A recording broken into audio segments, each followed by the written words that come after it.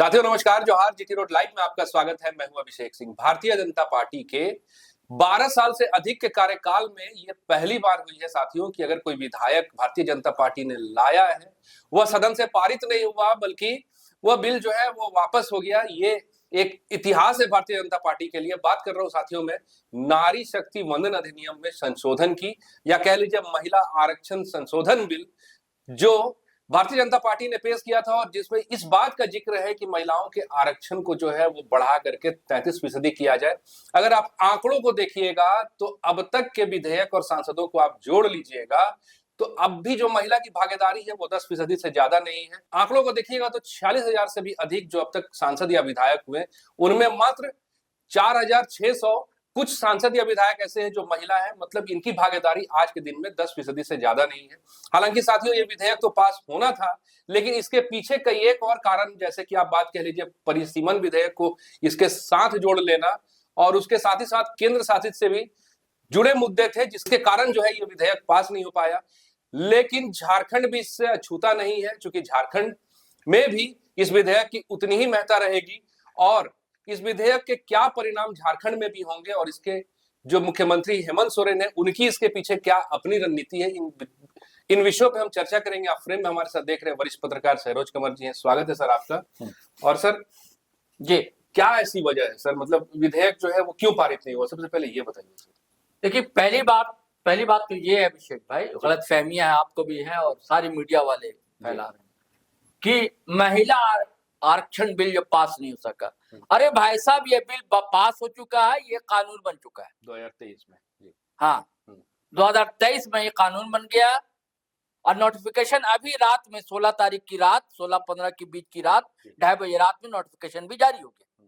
वो एक्ट बन गया। वो बिल महिला आरक्षण बिल नहीं है, अब वो कानून है, नारी शक्ति वंदन अधिनियम हो गया। अब विधेयक वो नहीं रहा। हाँ, अब दर उस समय जो लाया गया था उसमें मेंशन ये था कि 2029 में इसे लागू किया जाएगा। कब किया जाएगा? 2029 में। और इसलिए लागू किया जाएगा कि 2026 में जनगणना होनी है, तो उसके अनुसार उसको लागू किया जाएगा। ठीक है, तो अब फिर ये बिल क्यों आया? अब इसलिए बिल लाया गया कि सरकार का तर्क ये है कि नहीं, हम 2011 की जनगणना के आधार पर ही इसको पारित करेंगे और इसी के साथ ये परिसीमन का बिल लेकर आ रहे है ना जी, जिसमें इनका कहना है अघोषित तौर से कि 50% सीटें लोकसभा की, विधानसभा की बढ़ जाएंगी। इसको लेकर कई छोटे स्टेट और दक्षिण भारतीय राज्य, आप उड़ीसा भी शामिल कर लीजिए, वहां के जो राजनीतिक दल है विरोध कर रहे थे कि भाई उत्तर भारत जो है इसका ज्यादा अंश लाभ ले जाएगा और हमें कुछ लाभ नहीं मिलेगा। हाँ, वो भी करना है अगर आपको तो 2026 की जनगणना हो जाने दीजिए, क्योंकि जातिगत जनगणना भी होनी है, उसके बाद तस्वीर साफ हो जाएगी। जब परिसीमन होगा तो देखा जाएगा ना भाई कि किस वर्ग की आबादी कितनी बड़ी है। आपको जन प्रतिनिधित्व देना है ना लोगों को, तो उस अनुसार ईमानदारी से महिलाओं को भी देना है। तो सरकार का कहना था नहीं 2011 की जनगणना के आधार पर, तो विपक्ष का कहना था कि 2011 के जनगणना पर था, तो आप रोके हुए क्या थे महिला शक्ति वंदन बिल जो है 2023 से लेकर अब तक। अब 24 को लोकसभा चुनाव में लागू क्यों नहीं किया आपने?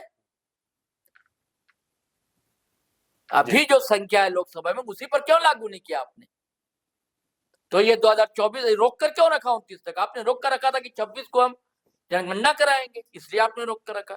अब फिर अचानक क्या हड़बड़ी हो गई? ये सवाल है ना कि क्या हड़बड़ी हो गई, विशेष सत्र बुलाना पड़ा।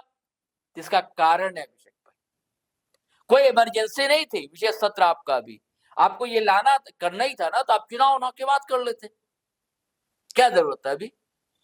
अब तक ये परंपरा रही कि कहीं भी चुनाव होता है तो सेशन होता भी है तो उसको सत्र को कम कर लिया जाता है, क्योंकि हर पॉलिटिकल पार्टी के जो है सांसद सबको तो भाई चुनावी मैदान में जाना है, सबको जाना है। लेकिन आपको चुनाव के समय ही ऐसा किया, 3-4 दिन बाद चुनाव है, वोटिंग पड़नी है, अब महिला आरक्षण को नहीं लागू करने, अरे लागू तो हो गया था, वो कौन लागू नहीं करने देना?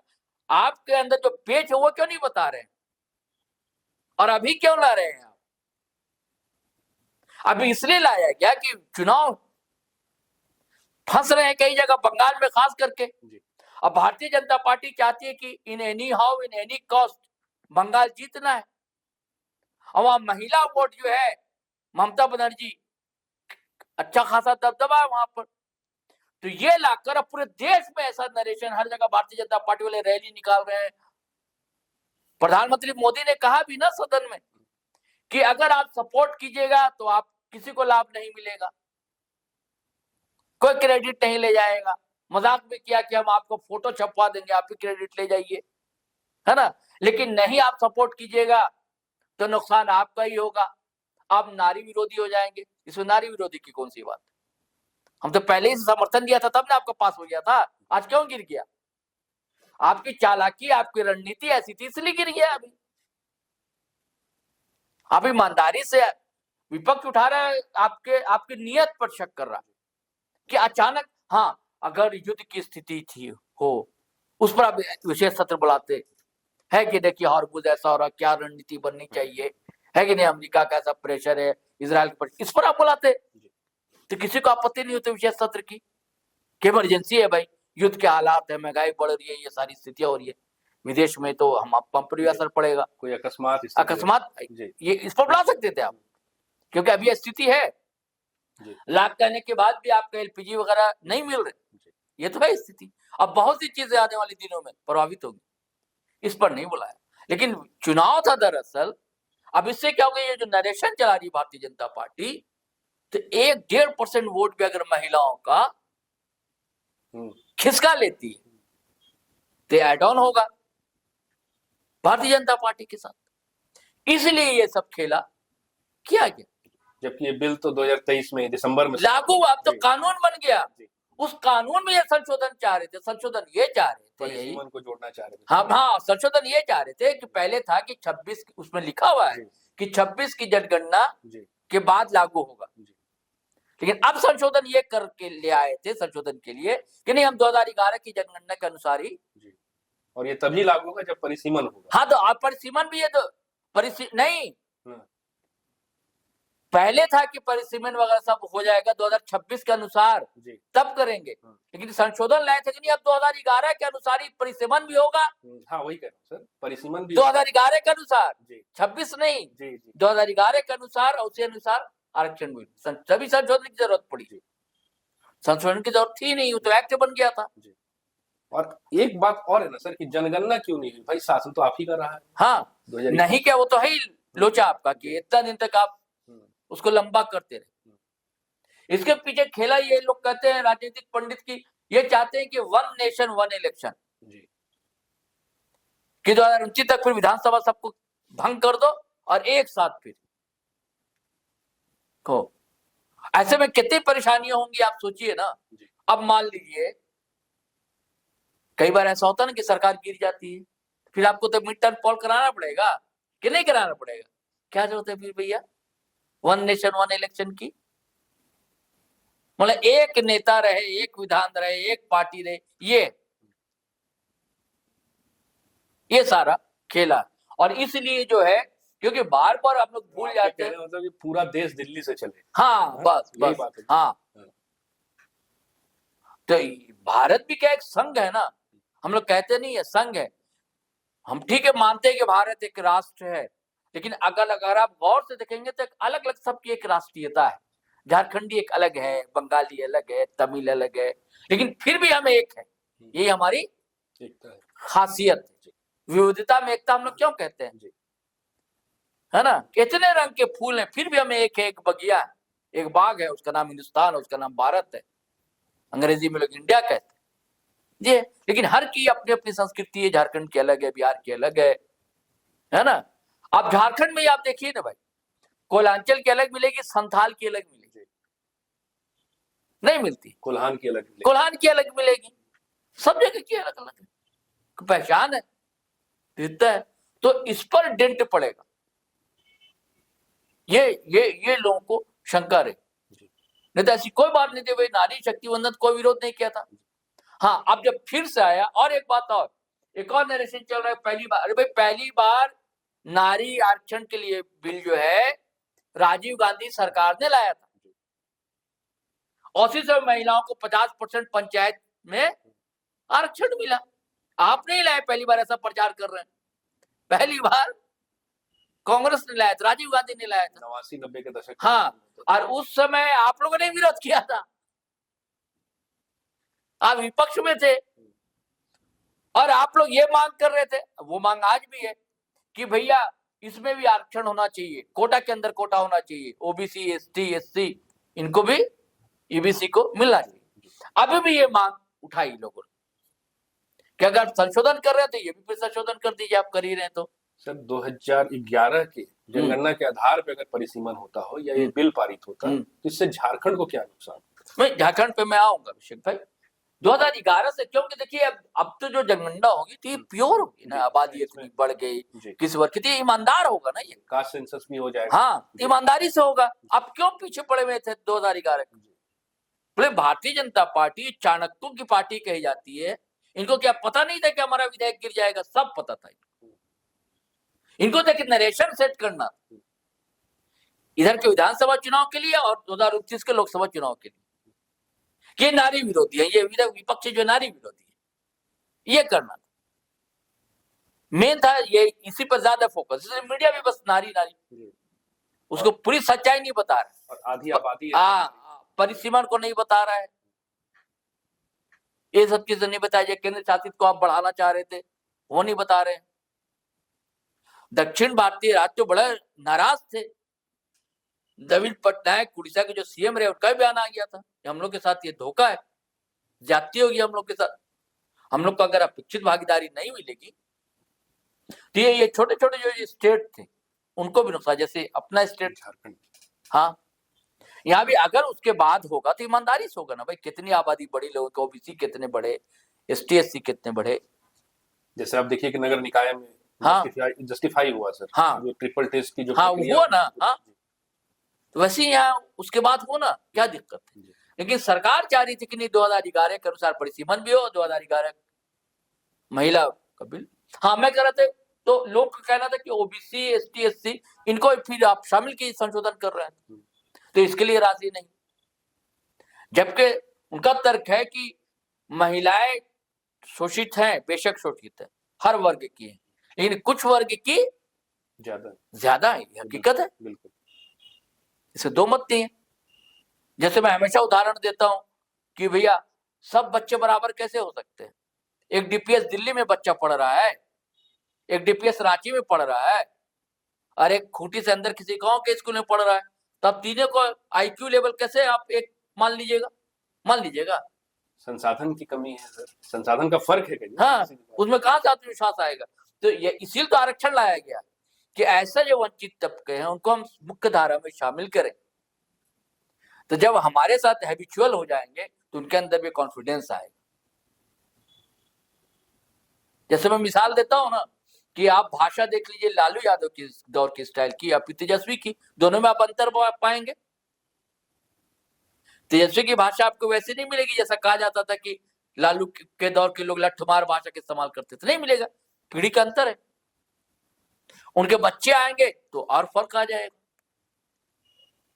तो जो सम्राट तबका समझता कि हमारे बराबर नहीं हो सकता, इसीलिए वो लोग चाह रहे थे कि जो वंचित तबका है उसको भी महिलाओं के लिए अलग से आरक्षण। और वे क्या कर रहे थे, जैसे मान लीजिए 27% यहाँ मान लीजिए आरक्षण है, एक सपोज मान लीजिए यहाँ पे जी, तो उसी में 33% हो जाए।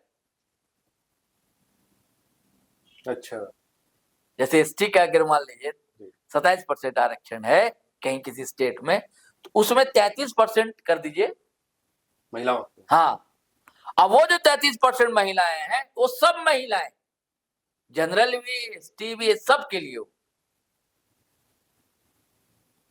तो वहां भी वही महिलाएं, उसी वर्ग की महिलाएं आगे रहेंगी, और ये भी अगर जिनके पास संसाधन है, सब कुछ है। आप बात 27% की कर रहे हैं, हाँ, ये भी कब का आंकड़ा सर? जब हाँ। 2011 का आंकड़ा, हाँ हाँ।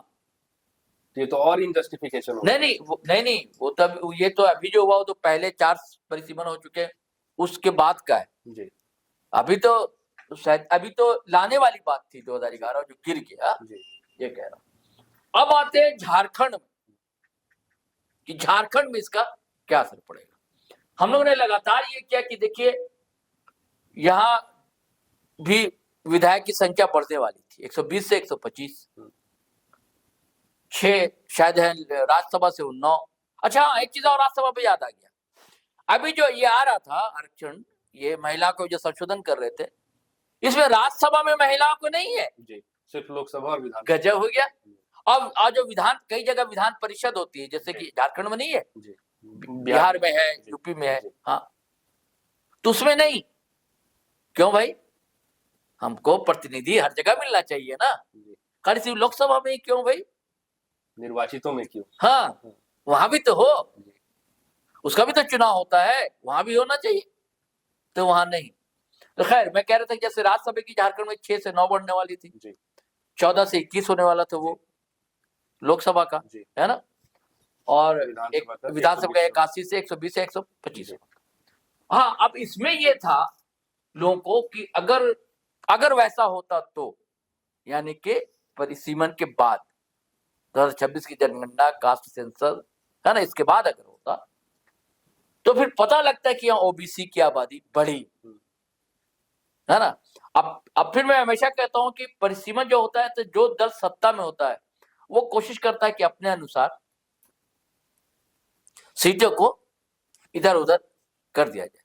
तो ये आदिवासी समाज के अंदर ये आशंका घर कर गई थी कि ऐसा ना हो कि ओबीसी की सीटें बढ़ जाए और हमारी जो आरक्षित सीटें, क्योंकि देखिए ये भाजपा के गोड्डा से सांसद हैं, इन्होंने सदन में कहा था कि घट सकती है आदिवासी आरक्षित सीटें यहाँ झारखंड में। तो और आशंका बलवती हुई कि भैया जब घट जाएंगी या उसको घट जाएंगे ऐसे को यानी कि तितर बितर कर दिया जाएगा, जिधर जनरल है उधर मिला दिया जाएगा, या ओबीसी है, क्योंकि कई ऐसे गांव हैं जो साहू भी है, आदिवासी भी है और कुड़मी समुदाय के भी लोग हैं,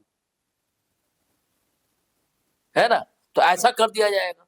तो ये डर था, तो ये संभावना थी कि फिर क्या आदिवासी मुख्यमंत्री नहीं होगा,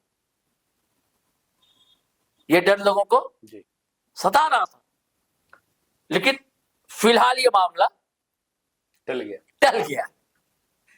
अब देखिए ये कब होगा, लेकिन और हेमंत सोरेन को भी जो लग रहा होगा अंदर से, तो अब ऐसा नहीं है, हेमंत सोरेन ही सर्वा है। आदिवासी को बड़े लीडर तो बनकर उभरे, दो मत नहीं है, उनके जीवन सहचरी वही बड़े स्टार लीडर है। आप देख रहे हैं ना, बंगाल बुलाया जा रहा है आपको, क्रॉस पुलर है लीडर जब ही तो, क्योंकि वहां भी आदिवासियों की संख्या अच्छी खासी है, बहुत अच्छी है, हाँ 53 लाख के करीब आदिवासी। हाँ, और देखिए जैसे भारतीय जनता पार्टी निरीक्षण कर रही है कि महिला विरोधी, लेकिन महिलाएं भी साथ में हेमंत सोरेन के, जैसे कि नीतीश कुमार बाबू के साथ में वहां है, कुछ योजनाएं ऐसी थी, तो यहाँ मैया सम्मान योजना, छात्रों को स्कॉलरशिप, लड़कियों को विदेश भेजना, है ना, तो ये सब लाकर ये अपना एकजुट किए हुए, तो वहां भी कोई डेंट पड़ने नहीं जाएगा। और इनके साथ आदिवासी माइनॉरिटी एकजुट है ही। अब हो सकता है कि भारतीय जनता पार्टी किसी नई रणनीति पर काम करे, और बीच में आप देख रहे थे कि बड़ा सुस्त लग रही थी भारतीय जनता पार्टी, लेकिन अब बहुत रेस में सरकार के खिलाफ, हेमंत सरकार के खिलाफ पूरा रेस में है ये। लेकिन तमाम इकबट के बावजूद झारखंड में कोई असर पड़ने अब नहीं जा रहा है।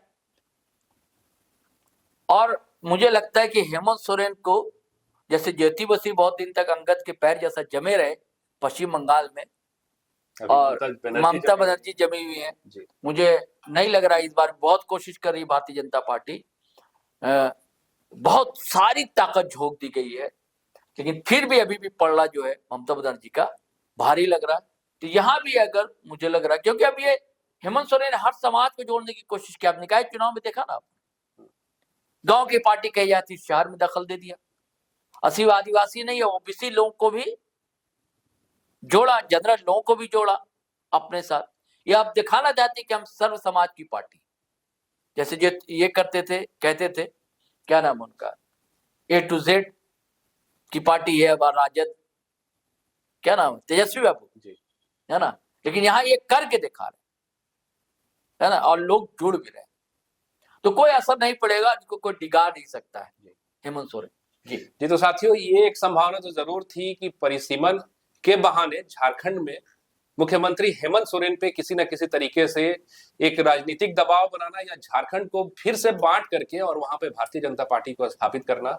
लेकिन इस चाल में भारतीय जनता पार्टी फिलहाल तो कामयाब होती हुई नजर नहीं आ रही है और झारखंड में मुख्यमंत्री हेमंत सोरेन की जो अपनी शक्ति है, अपनी रणनीति है, वो लगातार कामयाब रही है और ऐसा लग भी रहा है कि आगे भी कामयाब रहेगी। साथियों, आज के लिए बस इतना ही। जाते जाते आपसे आग्रह कि अगर आपने हमारे चैनल को सब्सक्राइब नहीं किया है तो जरूर कर लीजिए, हमारे वीडियो को लाइक शेयर और कमेंट जरूर कीजिए। आज्ञा दीजिए, नमस्कार, जय हिंद, जय भारत।